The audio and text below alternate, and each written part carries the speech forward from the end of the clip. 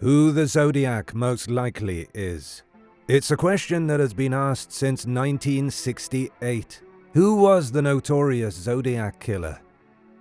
This mysterious figure terrorized the San Francisco Bay Area from the late 1960s to the early 1970s, leaving behind a string of unsolved murders and a series of cryptic letters and codes, some of which remain unsolved to this day.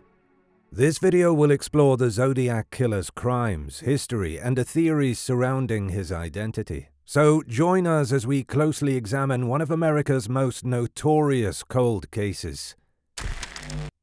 The Zodiac killer is one of the most notorious serial killers in American history and is believed to have murdered at least 5 people in Northern California in the late 1960s and early 1970s. Causing fear and anxiety in the state to when and who the next victims would be. The Zodiac has become a source of fascination for true crime enthusiasts and amateur sleuths who still try to crack the case. Although he was never caught, the Zodiac killer's story has been immortalized in many books, films, and television shows. Stay tuned for our take on the most likely suspects and why. The Zodiac mystery starts 5 days before Christmas in 1968. December 20th, 1968. David Faraday, 17, and Betty Lou Jensen, 16, were murdered with a .22 caliber semi-automatic pistol in a gravel parking area near Lake Herman Road in Vallejo. July 4th, 1969. Darlene Ferrin, 22, and Mike Magoo, 19, were shot multiple times with a 9mm semi-automatic pistol on July 4, 1969, while parked in Vallejo's Blue Rock Springs Park. Ferrin is killed, but Magoo survives to describe their attacker. The same evening, an individual contacted the Vallejo Police Department to identify the murder weapon and take responsibility for the homicide and the Faraday-Jensen homicides on Lake Herman Road. July 31st, 1969. The San Francisco Examiner, Chronicle, and Vallejo Times-Herald receive correspondence from an individual professing to be the killer. Each letter contains 1/3 of the cipher of the encoded message. The letters are signed with a symbol of 2 intersecting circles. The logo is also used on watches manufactured by Zodiac. August 4th, 1969. In a letter to the San Francisco Examiner dated August 4th, 1969, the killer first employs the famous greeting, "This is the Zodiac speaking," coining the moniker he would be known as forever. August 8th, 1969. Donald and Betty Harden decipher the cipher codes and produce a statement from the Zodiac describing his enjoyment of murdering people. September 27th, 1969. Cecilia Shepard, 22, and Brian Hartnell, 20, are approached by a man in a Zodiac-emblazoned hooded costume on the shoreline of Lake Berryessa in Napa, California. Both are repeatedly stabbed, but Hartnell survives. The symbol and the message, Vallejo 12-20-68, 7-4-69, Sept. 27-69-630 by knife, is carved on Hartnell's car door, confirming the previous homicides by the Zodiac. October 11th, 1969. Paul Stein, 29, was shot and murdered just before 10 p.m.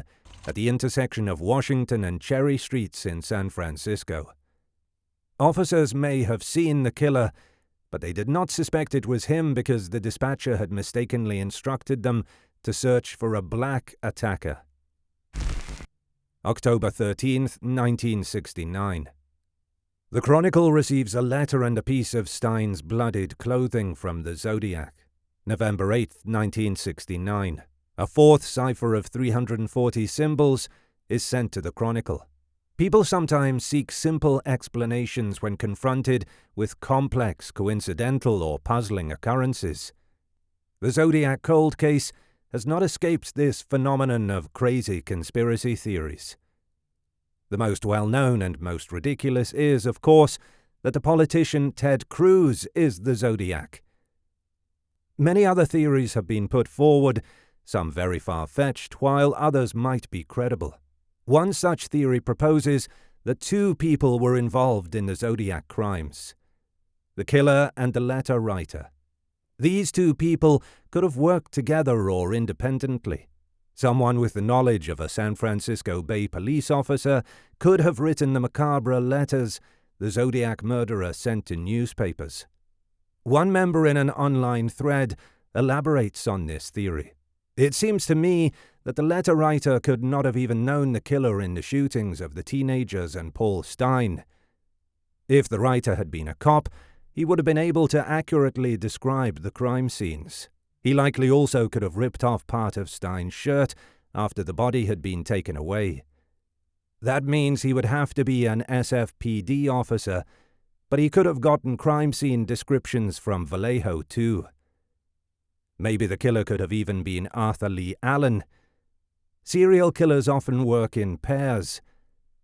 What I find most compelling about this theory is how advantageous it would be for the killers. If the killer was caught, he would be cleared based on the evidence from the letters, since it would be assumed that they were the same person. Did racial prejudice contribute to the police's failure to apprehend the Zodiac killer? Possibly. Two police officers had been conducting patrols in the vicinity where taxi driver Paul Stine was murdered. Despite all evidence and investigations suggesting that the Zodiac was Caucasian, these two police officers were unaware of this fact. An explanation was put forward by authorities. When police radioed in to keep an eye out for the suspect, there was a terrible mistake in the communication, which had police seeking a colored man instead of a Caucasian one.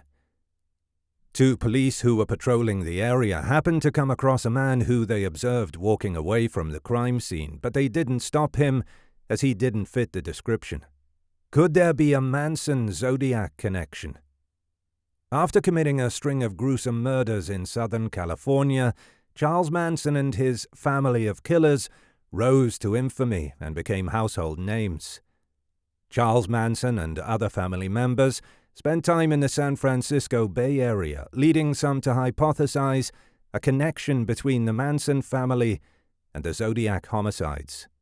Howard Davis, a staunch advocate of the Zodiac-Manson conspiracy theory, claimed that a relative of one Manson victim had engaged private investigators who unearthed evidence implicating the Manson family in the Zodiac murders. Davis also claimed that a reliable source within the Los Angeles District Attorney's Office disclosed that the initial investigation into the Manson murders had unearthed evidence linking Manson to Zodiac, including the hooded costume worn by Zodiac during the Lake Berryessa stabbing.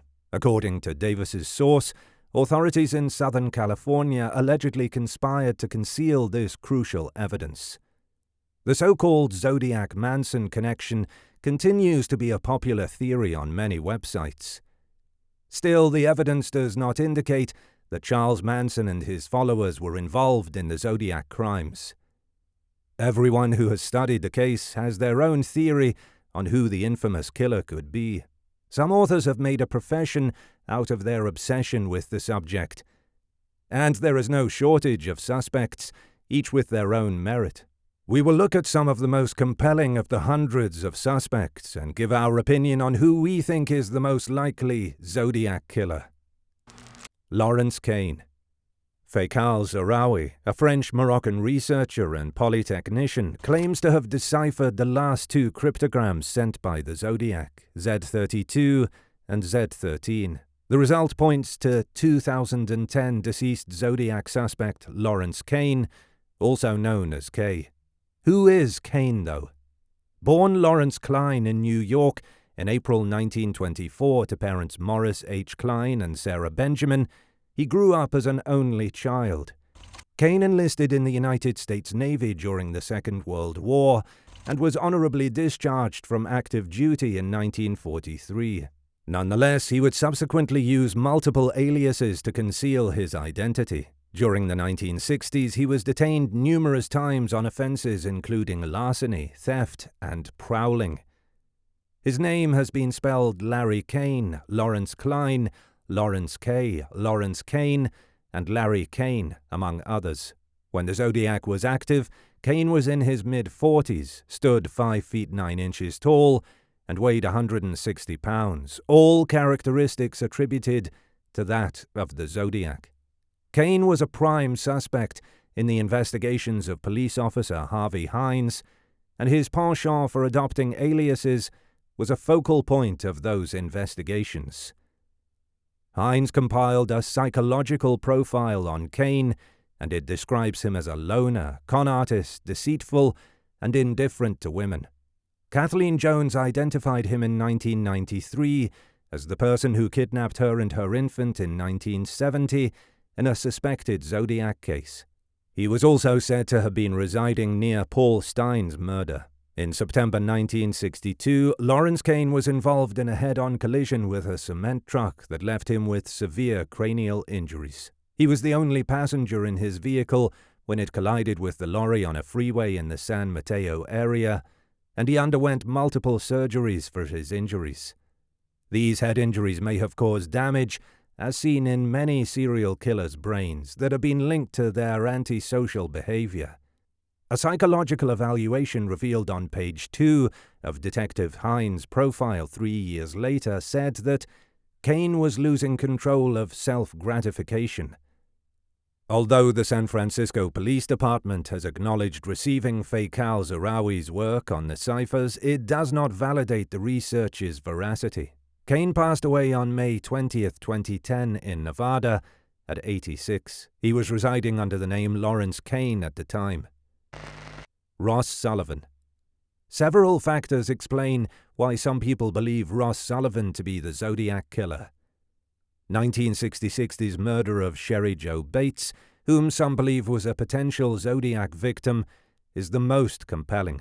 On Halloween night, Bates's body was discovered on the campus of Riverside City College, where she had just begun her freshman year.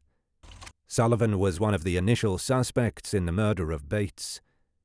Several of his colleagues at the campus library, near where the body was discovered, recalled that he made them feel uncomfortable. He even disappeared briefly after Bates's death.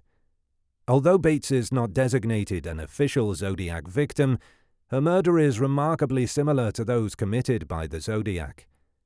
After Bates's death, local newspapers received letters detailing information only her killer would know. These killers resembled the Zodiac killer's letters, including word usage and misspellings.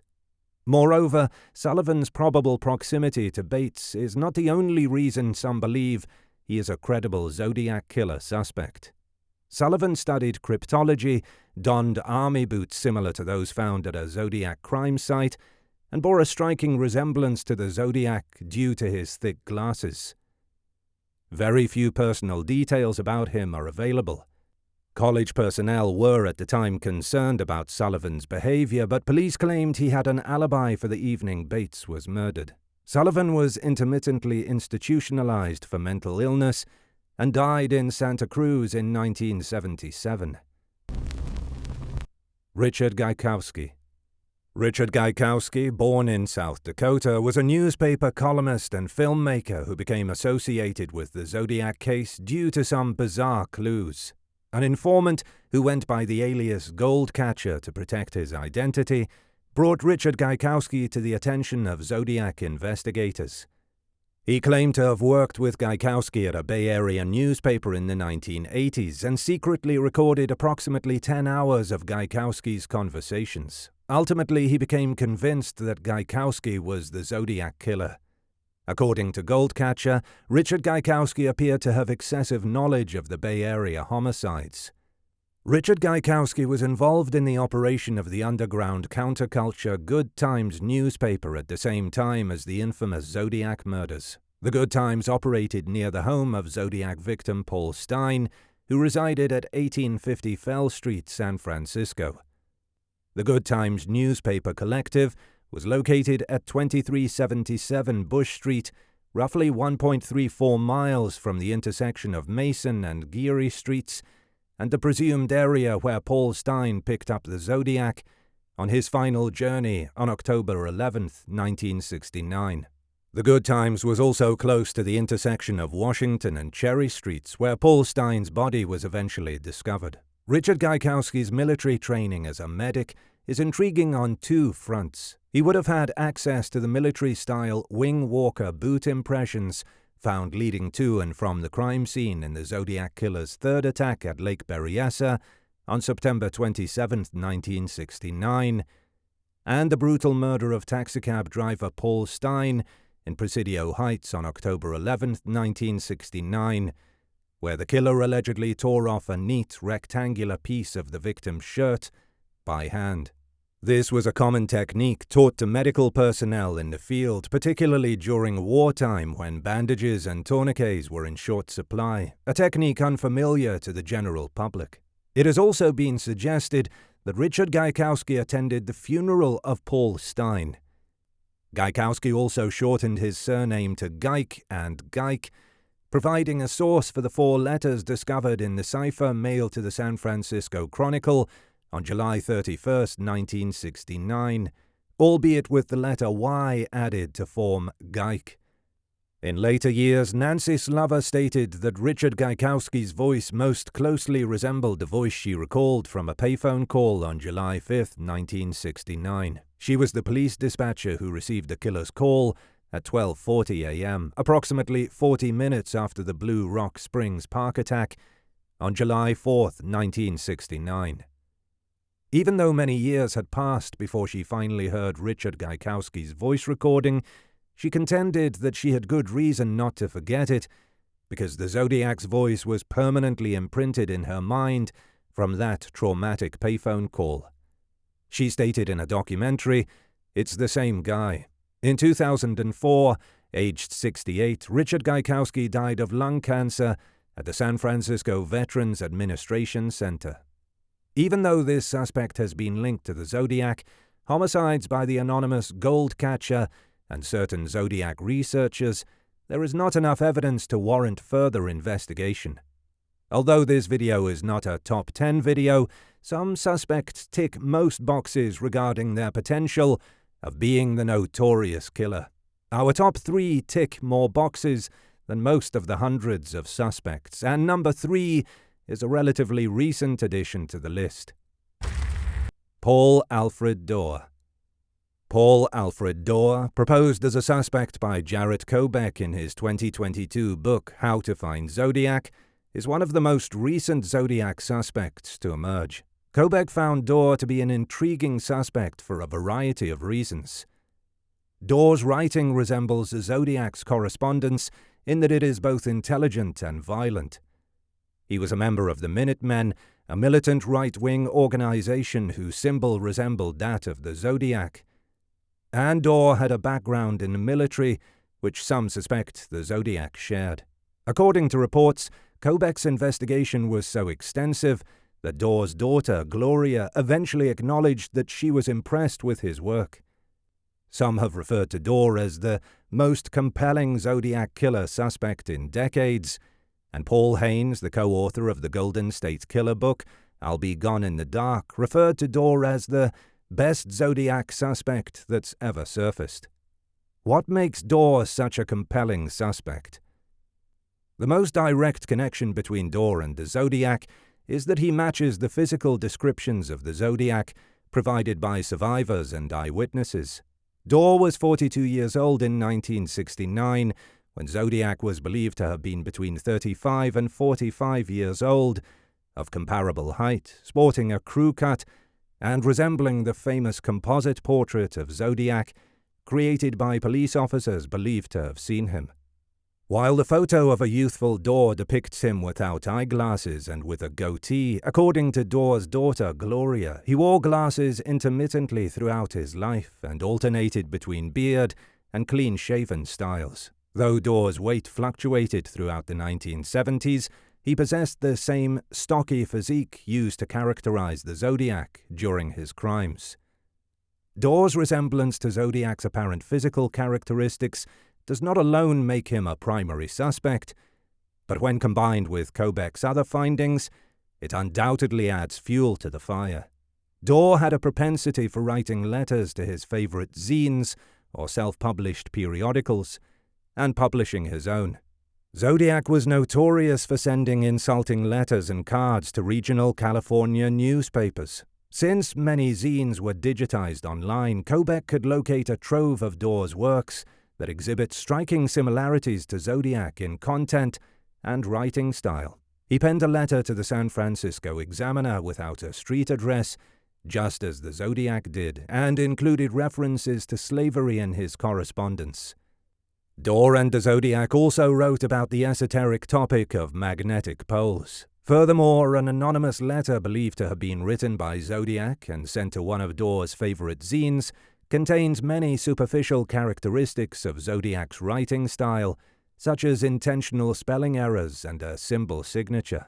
Dorr, like Zodiac, relished writing lists, used an ellipsis instead of and, frequently wrote sentences in all caps with the exception of lowercase i's, and occasionally used a circle to dot lowercase i's and punctuate sentences. This is without going into the recurring language found in both Dorr and Zodiac's writing, which, while not a blazing gun, merely demonstrates additional shared characteristics between the two. Regarding cryptography and ciphers, the coincidences begin to pile up, and it becomes increasingly difficult to dismiss Dorr as anything other than a highly compelling and serious Zodiac suspect. Only 2 of the 4 cryptograms and ciphers that Zodiac sent to newspapers containing coded messages have been deciphered over 50 years after they were sent. Dorr was so interested in cryptography that he published a cipher in his Tolkien fanzine, Hobbitalia, only 3 days after Zodiac sent his famous Z13 cipher. In conjunction with the other circumstantial evidence discovered by Kobek, the fact that cryptography is a relatively niche field is a very compelling piece of circumstantial evidence. On November 9, 1969, Zodiac infamously sent a letter to the San Francisco Chronicle threatening to blow up a bus, along with a catalogue of the materials he would use to construct such an incendiary device. In Dorr's zine Pioneer, he included a similar formula for making an explosive, stating that it must be kept dry and emitting one component, a starter, just as Zodiac did. This confirms, at the very least, that Dorr had similar knowledge of explosive materials as the Zodiac. Another possible stretch might be that Dorr enjoyed role-play events, as he frequently attended Renaissance festivals. As part of a historical reenactment, it would plausibly explain, if questioned, why he would have an executioner's hood, as worn by Zodiac when he attacked Brian Hartnell and murdered Cecilia Shepard at Lake Berryessa, in his possession. Coincidentally, there was a Renaissance festival in the San Francisco Bay Area on the same day that Zodiac struck Lake Berryessa. Though highly circumstantial, it is entirely plausible that Dorr attended the fair, even in the same or a similar executioner costume, before driving 2 hours to Lake Berryessa and committing the attack there. Dorr's history of violence also implicates him as a suspect, or at the very least, suggests he is capable of committing heinous acts such as murder. In a 1974 letter to the editor of his favorite zine, Green Egg, Dorr implied directly that he had murdered people, and in his own zine, Pioneer, he wrote, "The only good enemy is a dead enemy." In addition, Dorr was reportedly discharged from the military after 1 year for attempting to force a fork down someone's throat. Dorr's daughter, Gloria, confirmed that he was a violent man with a history of assaulting her and other family members. The fact that a man is violent does not immediately identify him as a serial killer, but his not-so-cryptic claim in writing that he has murdered someone is highly suspicious. What we've shown you is the most compelling evidence linking Dorr to Zodiac, but it's only the tip of the iceberg of what Kobek discovered in his book. Namely, Gilbert and Sullivan are also referenced in at least 3 of Zodiac's letters, and the artist significantly influenced one of Dorr's 1960s music scenes. Later in life, it was verified that Dorr owned a sky blue 1963 Chevrolet Nova, similar to the one seen at Lake Berryessa on the day of the Zodiac attack. Dorr was on the distribution list of the right-wing militia, the Minutemen, whose logo resembled Zodiac's gun sight. In addition, they distributed the explosive formula duplicated by Dorr and the Zodiac, and instructions on sending anonymous mail and acquiring untraceable weapons. Dorr would have had convenient access to Zodiac's Wing Walker footwear, as he spent decades working at the Mare Island Naval Base in Vallejo. The year after Zodiac used 1-cent stamps to mail a letter, Dorr suggested using them to antagonize the post office for increasing stamp prices. Zodiac and Dorr used the same 8-cent Eisenhower stamp within a year, and Zodiac used an out-of-circulation commemorative stamp for one of his letters, as Dorr did. Dorr mentions the Sierra Club, an American organization that promotes environmental conservation, in numerous issues of Pioneer, as does Zodiac in one of his postcards. Individually, these might be coincidences, but as a collective body of evidence, Dorr should be regarded, at the very least, as a significant person of interest in the Zodiac investigation, based on these facts. Gary Francis Post. Gary Francis Post may have been the Zodiac killer mastermind, according to a group of cold case investigators in 2021, based on his brutal history and strong connection to the serial murders. Who was Gary Francis Post, and why do some people think he is guilty? Gary Francis Post's background is largely unknown. However, his neighbors, acquaintances, and even friends have shared disturbing tales about the man who may be the Zodiac. Post, born in 1937, entered the Air Force as a young man before becoming a house painter. In 1970, he moved to Groveland, California, to marry a local woman with a young child. Post proceeded to establish his questionable reputation there. One of Post's neighbors, Gwen, said he and his wife babysat her during the 1970s and 1980s. She recalled that Post taught her how to shoot a pistol, but also that she saw him being violent toward his wife, and that Post's wife frequently slept on their sofa to avoid him. However, the accusations that Post led a criminal posse of young men in Groveland are more incriminating. Thomas J. Colbert, the leader of the Casebreakers team that first identified Post as a Zodiac suspect, stated that the group consisted of approximately 10 young men, displaying unwavering allegiance to their leader. He taught them how to turn a pipe bomb into a bomb that would blow up houses, Colbert reported. If new cops moved into town, he would have the posse throw rocks into their windows to get them to move out. He was involved in loaning guns out to suicidal people in town. Chris Avery was allegedly a member of Post's posse. He told the Casebreakers that Post had a great side but lacked a conscience. "I've seen him kill bears, deer, otter, ferrets," Avery said. "Just anything that lived. He liked to shoot them, watch them fall down. He liked to mess with the carcasses when he was done. He just got bloody." Avery continued, "Post groomed me into a killing machine." Some accounts of Gary Francis Post are disquieting, but does this make him the Zodiac killer? According to Colbert's staff, there is also concrete evidence linking Post to the notorious killer.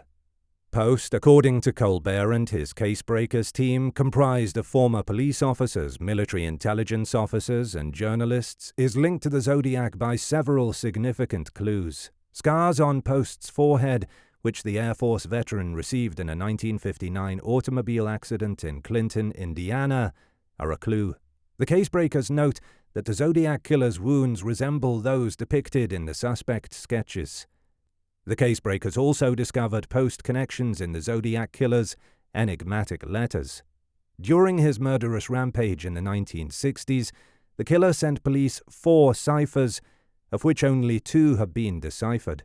And according to the investigative team, removing Gary Francis Post's name from one of the ciphers reveals a new message.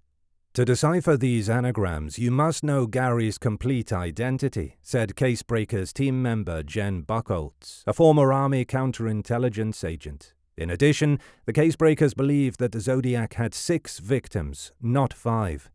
They claim to have discovered evidence connecting Post to the assassination of Sherry Jo Bates in Riverside, California, in 1966. Police discovered a damaged, paint-splattered wristwatch purchased at a military base at the site of Bates' murder. The case-breakers believe that the broken wristwatch connects Post to the crime because he was a house painter with a military background who traveled to the March Air Force Base Hospital just 15 minutes from where Bates was killed. Also found at the crime scene were boot impressions measuring a size 10 that matched those left by the Zodiac. The case-breakers note that Post also donned size 10 shoes. In addition, no one who knew Post refuted the possibility that he was the Zodiac. He lived a double life, Gwen said. As an adult thinking back, it all kind of makes sense now. At the time when I was a teenager, I didn't put two and two together until I got older. It hit me full-blown that Gary's the Zodiac. Gwen even spoke with Post's wife, who regretted not informing the police about her husband's past. This investigation is ongoing, since no evidence has been scrutinized by law enforcement or made public. Our number one suspect has to be Arthur Lee Allen. Allen is considered to be one of the most famous Zodiac suspects of all time. Allen was typically well-liked by those who knew him, although he was regarded as somewhat eccentric. Born in Honolulu, Hawaii, on December 18, 1933, his relationship with his mother would remain strained throughout his life, as is common in the childhoods of many serial killers. He attended Vallejo College, where he majored in liberal arts and earned an Associate of Arts degree in 1957. He grew up in Vallejo, California, and graduated from Vallejo High School in 1950. From 1951 to 1953, he held a series of maritime-related positions, first as a lifeguard and then as a sailmaker at the Vallejo, California, the location of the Mare Island Naval Shipyard. Don Cheney, a former friend of Allen's, was the one who introduced him to the attention of the authorities. Before the Zodiac murders began, according to Cheney, Allen boasted that he would start murdering people and dubbing himself Zodiac. Allen, a recluse and sex offender, was a favored suspect of both the authorities and author Robert Graysmith, whose books Zodiac and Zodiac Unmasked introduced the world to Allen. Allen appears to have taken delight in the attention, despite the negative publicity that made him a suspect in the public's eye. The level of attention paid to Allen as a suspect has resulted in abundant circumstantial evidence against him. As with the other suspects, a couple of coincidences are merely that, coincidence. However, a suspect cannot easily be ruled out when multiple coincidences are discovered. The list of circumstantial evidence implicating Allen is lengthy and contentious. Karen Allen, Allen's sister-in-law, has stated that Allen mutilated animals and insects as a child. Animal cruelty is a prevalent attribute of serial killers. This is one of the three characteristics comprising the McDonald triad, a set of three factors, the presence of any two of which is believed to be predictive or associated with violent tendencies, especially concerning serial offenses. According to John Douglas, a profiler for the FBI and the source character on which Netflix's Manhunter is based, many serial killers aspire to serve in the armed forces or as police officers, but lack the social skills necessary for success. Arthur Lee Allen served in the Navy until 1958, when he was dishonorably discharged for an unknown reason, as well as being rejected by a police department when he applied. Allen tried to obtain his teaching credentials between 1959 and 1962 and was employed by the Santa Rosa Elementary School in Atascadero, California. During this period, he became interested in abnormal psychology and studied mental hygiene at Atascadero State Hospital. Following his conviction in 1974 for the sexual abuse of children, he was dismissed from his position as a teacher at Travis Elementary. He was found guilty and sentenced to 3 years in Atascadero State Hospital, where he studied. Allen was also reprimanded at Travis Elementary on Travis Air Force Base after he was discovered with a loaded firearm in his vehicle on school premises. Allen used only one sick day during his time as a teacher. Cherry Jo Bates was murdered at Riverside City College on this date. This is not an official Zodiac homicide, but many people familiar with the case consider Bates to be the first Zodiac victim. Michael Magoo, who survived being shot at close range by the Zodiac in the face, neck, and torso, identified Arthur Lee Allen from a lineup of photos. Nevertheless, the lineup took place 22 years after the attack. Allen also had access to the type of vehicle described by Magoo as the one the Zodiac arrived in before the attack. Allen's shoe size matched prints discovered at the Zodiac crime locations. Allen owned a Zodiac watch from which the Zodiac symbol is believed to have originated. Investigators also believed that Allen's walking gait was comparable to that described by Zodiac victims, so much that Brian Hartnell, another Zodiac survivor, concurred that Allen's accent, stature, and walk matched those of the Zodiac. Allen's friendship with Don Chaney spanned 6 years. Chaney stated that the friendship ended because he was disturbed by the possibility that Allen was the Zodiac killer. Chaney eventually went to the police and informed them that Allen had confessed to fantasizing about murdering couples at random, that he wished to be called Zodiac, that he signed his letters with the same symbol the Zodiac used, that he affixed his floodlight to his pistol like the Zodiac, and that he described preying on women by sabotaging their vehicle in a manner similar to Kathleen Johns and possibly Cherry Joe Bates. Allen went on to admit to investigators that his favorite book was The Most Dangerous Game, a short story about a wealthy big game hunter who grows bored of hunting animals and begins hunting humans. This book appears in one of the Zodiac ciphers. Allen was fascinated by the concept of hunting humans, according to a second Allen associate. There is evidence that Arthur Lee Allen may have been stalking Darlene Ferrin, a victim of the Zodiac killer.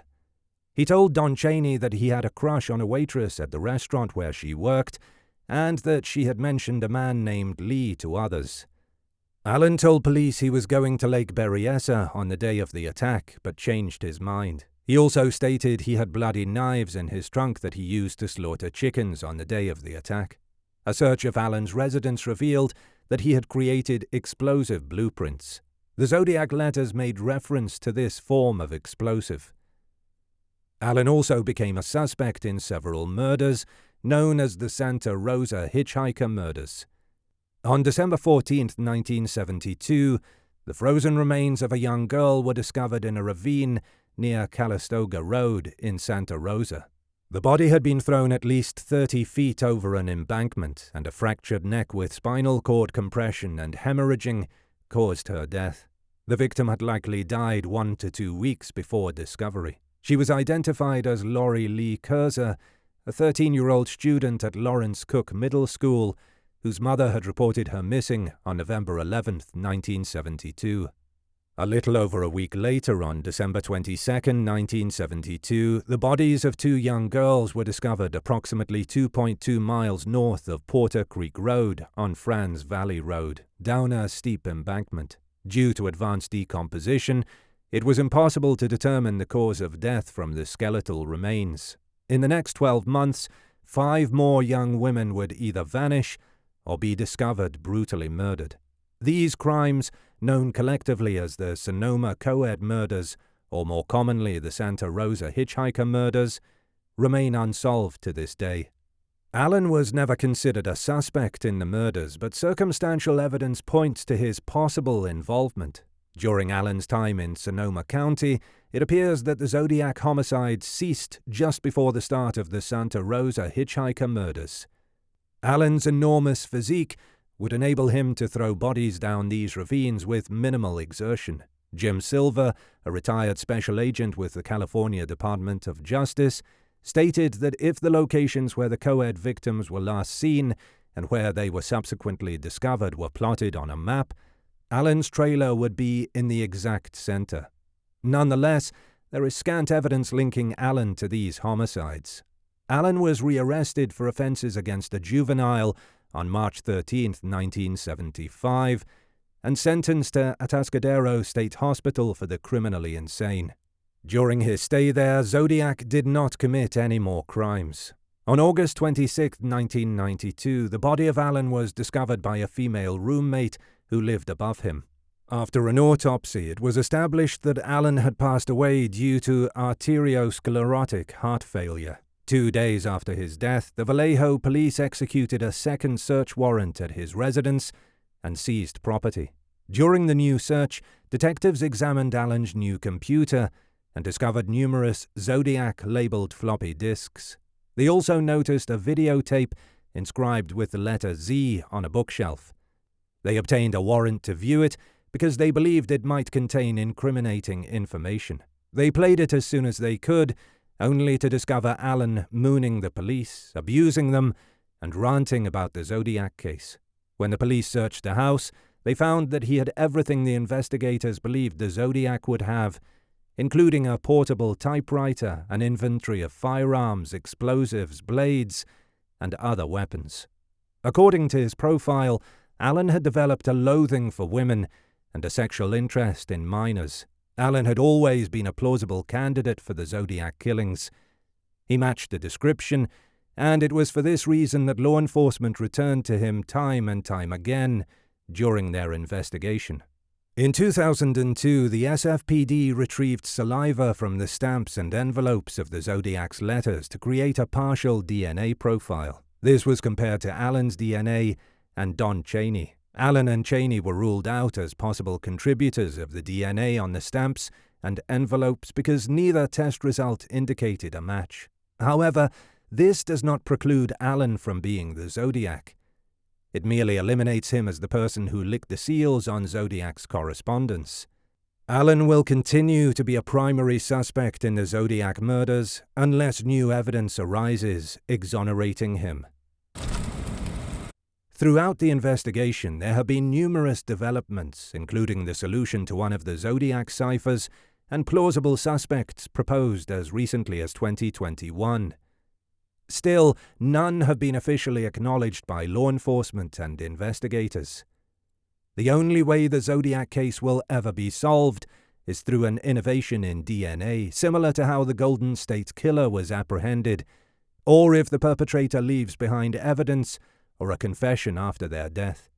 The case will remain one of the most notorious unsolved serial murder investigations until then.